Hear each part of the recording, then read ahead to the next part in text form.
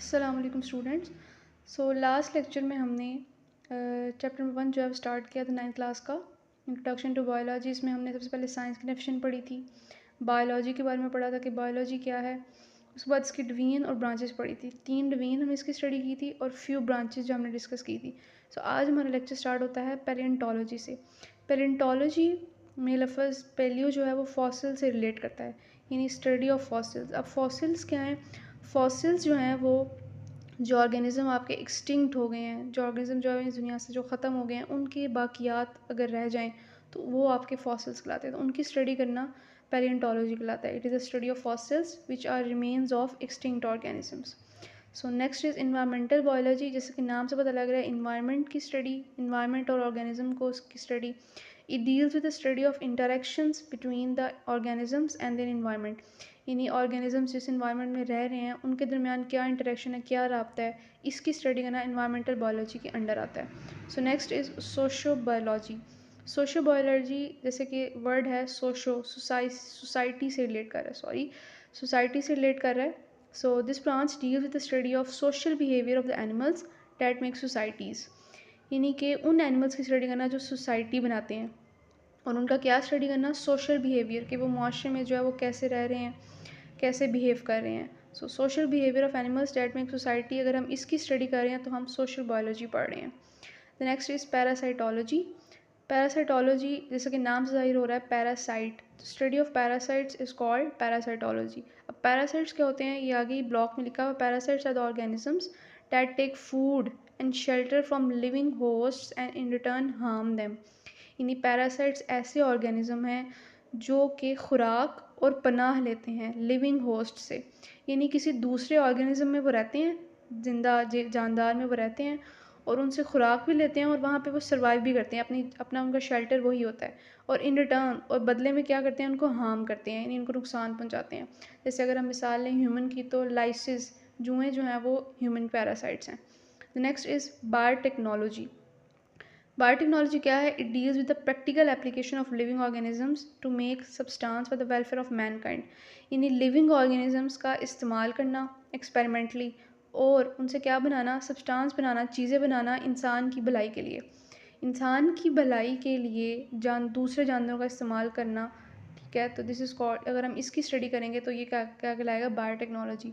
अगर इसकी मिसाल ली जाए, जैसे कि इंसुलिन पैदा की जाती है बैक्टीरिया की मदद से, तो ये बायोटेक्नोलॉजी के अंडर ही आता है। The next is immunology. Immunology में वर्ड इम्यून आया है, इम्यून सिस्टम। एनिमल्स के इम्यून सिस्टम की अगर हम स्टडी करेंगे तो हम इम्यूनोलॉजी पढ़ रहे हैं। Is the study of immune system of animals. अब what is immune system? Immune system क्या है? Immune system defends the body against invading microbes, यानी कि बॉडी को जो डिफेंड कर रहा है अगेंस्ट इन्वेडिंग माइक्रोब्स, जो कि जरासीम जिसम में एंटर हो रहे होते हैं, उससे लड़ने में जो मदद करता है, वो वाला सिस्टम जो है वो इम्यून सिस्टम कहलाता है। उसकी स्टडी करना इम्यूनोलॉजी कहलाता है। The next is entomology. Entomology study of insects, कीड़े मकोड़ों की स्टडी को जो है वो एंटमोलॉजी कहते हैं। नेक्स्ट है फार्माकोलॉजी। फार्माकोलॉजी वर्ड निकला है फार्मेसी से, यानी कि ड्रग्स की स्टडी करना, मेडिसिन की स्टडी करना और उससे ह्यूमन बॉडी पे क्या असर पड़ते हैं, इन सब की स्टडी करना फार्माकोलॉजी के अंडर आता है। Next topic is relationship of biology to other sciences. जैसे बायोलॉजी एक साइंस है, इस तरह फिज़िक्स, केमिस्ट्री, मैथ्स, ये सब भी जो है साइंस की टाइप्स ही हैं। अगर बायोलॉजी और इन साइंस की टाइप्स को मिलाकर पढ़ा जाए तो ये आता है इंटरडिसिप्लिनरी साइंसेज में। तो सबसे पहले आएगा बायोफिज़िक्स, यानी कि बायोलॉजिकल फिनोमेना, जो बायो के अंदर जो हम प्रोसेस पढ़ते हैं लिविंग ऑर्गेनिज्म के अंदर, उनको फिज़िक्स के प्रिंसिपल के साथ रिलेट करके पढ़ना। It deals with the study of principles of physics which are applicable to biological phenomena, यानी कि वो प्रिंसिपल ऑफ फिज़िक्स पढ़ना जो कि आपके बायोलॉजी के अंदर जो प्रोसेस हो रहे हैं उनसे रिलेट करते हैं, उन पे अप्लाई होते हैं। मिसाल के तौर पर देखिए, similarity between working principles of liver in physics and limbs of animals in biology, यानी अगर हम बायोलॉजी में बात कर रहे हैं एनिमल्स के लिम्स की, जोड़ों की, वो, और फिज़िक्स की बात कर रहे हैं हम फिज़िक्स के अंदर लिवर की, यानी कि जो बैलेंस होता है चीज़ों को मुहैया करने के लिए, तो इन दोनों का वर्किंग प्रिंसिपल, काम करने का जो असूल है वो एक ही है, यानी बैलेंस करना चीज़ों को। ये बायोफिज़िक्स के अंडर आता है। बायोकेमिस्ट्री, यानी कि उन केमिकल्स को पढ़ना जो लिविंग ऑर्गेनिज्म के अंदर मौजूद हैं। यानी अगर पीछे देखा जाए तो यहाँ पर जो ब्लॉक है इसमें भी इसकी डेफिनेशन दी हुई है, मॉलिक्यूलर बायोलॉजी, बायोकेमिस्ट्री, एक ही है। क्या है ये? Deal with the study of molecules of life, यानी वो मॉलिक्यूल्स जो आपके लिविंग ऑर्गेनिज्म के अंदर प्रेजेंट है। मिसाल के तौर पर water, H2O, protein, carbohydrates, lipids and nucleic acids वगैरह, इन सब की स्टडी बायोकेमिस्ट्री के अंदर आती है। अगर आप ये डेफिनेशन करना चाहें ये कर लें, या ये करना चाहें तो ये कर लें, एक ही बात है। इसमें लिखा हुआ है it deals with the study of chemistry of different compounds and processes occurring in living organism, यानी कि लिविंग ऑर्गेनिज्म में जो डिफरेंट प्रोसेसेस हो रहे हैं उनके जो कंपाउंड्स हैं उनकी स्टडी करना, ठीक है। This is called biochemistry. मिसाल के तौर पर study of basic metabolism of photosynthesis and respiration involves the knowledge of chemistry, यानी कि जो लिविंग ऑर्गेनिज्म के अंदर फोटोसिंथेसिस का प्रोसेस हो रहा है और रेस्पिरेशन का प्रोसेस हो रहा है, उसके अंदर केमिकल्स इन्वॉल्व हैं और ये केमिकल रिएक्शन की स्टडी केमिस्ट्री की नॉलेज ही में के अंडर आती है। आगे है बायोमैथमेटिक्स। बायोमैथमेटिक्स या बायोमेट्रीज के दो नाम हैं। इसमें क्या है? It deals with the study of biological processes using mathematical techniques and tool. Biological processes की स्टडी करना मैथ्स की टेक्निक्स और टूल्स को इस्तेमाल करके। मिसाल के तौर पर to analyse the data gathered after experimental work, biologist have to apply rules of mathematics, यानी कि जब बायोलॉजिस्ट जो हैं वो एक्सपेरिमेंट परफॉर्म करते हैं तो जो डाटा उनके पास इकट्ठा होता है उन सबको एनालाइज करने के लिए हम मैथमेटिक्स के रूल ही अप्लाई कर रहे होते हैं, तो ये बायोमेट्री के अंदर आता है। नेक्स्ट है बायोजियोग्राफी। बायोजियोग्राफी, जियोग्राफी में जियो वर्ड अर्थ से रिलेट करता है और ग्राफी डिस्ट्रीब्यूशन से रिलेट करता है, यानी कि अर्थ पे एनिमल्स की डिस्ट्रीब्यूशन को पढ़ना बायोजियोग्राफी के अंदर आता है।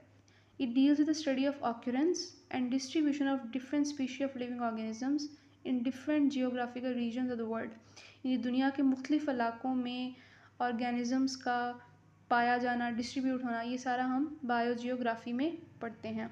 It applies the knowledge of characteristics of particular geographical regions to determine the characteristics of living organism found there। इसमें हम क्या जो है वो स्टडी करना चाह रहे हैं, क्या हमें जो है इसमें ये किस पे लागू होता है। जो ऑर्गेनिज्म डिफरेंट एरियाज़ में पाए जाते हैं ना, तो हम उनकी करेक्टरिस्टिक्स को उस एरिया से रिलेट करके जो है फाइंड कर सकते हैं।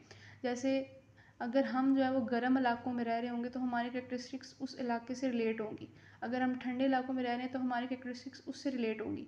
तो इस तरह जो ऑर्गेनिज्म जिस इलाके में रहता है ना, हम उस इलाके की करेक्टरिस्टिक्स से जो है वो पता लगा सकते हैं कि ऑर्गेनिज्म की करेक्टरिस्टिक्स कैसे होंगी। सो ऑर्गेनिज्म की करेक्टरिस्टिक्स को फाइंड करने के लिए हम अगर हमें जगह का पता होगा तो हम फाइंड कर सकते हैं इजीली इसको। So bio economics, it deals with the study of organisms from economical point of view. Economics मुआशियात को कहते हैं, यानी पैसे से रिलेट होना। तो ऑर्गेनिज्म की स्टडी करना इकोनॉमिकल पॉइंट ऑफ व्यू से, मुआशी नुक्ता नज़र से, पैसे के लिहाज से। फॉर एग्जांपल, मिसाल के तौर पर cost value and profit value of the yield of wheat can be calculated through bio economics and benefits और लॉसेस कैन बी डिटर्मिन्ड, यानी कि गंदम की अगर फसल उगाई जाए तो उसकी कॉस्ट वैल्यू लगाने का जो है वो कितना पैसा लगेगा और उससे प्रॉफिट जो हमें कितना हासिल होगा, वो हम सब बायो इकोनॉमिक्स के ज़रिए कैलकुलेट कर सकते हैं। इसके अलावा अगर हम जो है वो फार्म लगाते हैं, उससे उस फार्म को हमें बनाने में कितने जो हमें कॉस्ट आएगी और उससे प्रॉफिट कितना होगा, लॉस कितना होगा, ये सारा हम बायो इकोनॉमिक्स से हम जो है वो डिटर्मिन कर सकते हैं।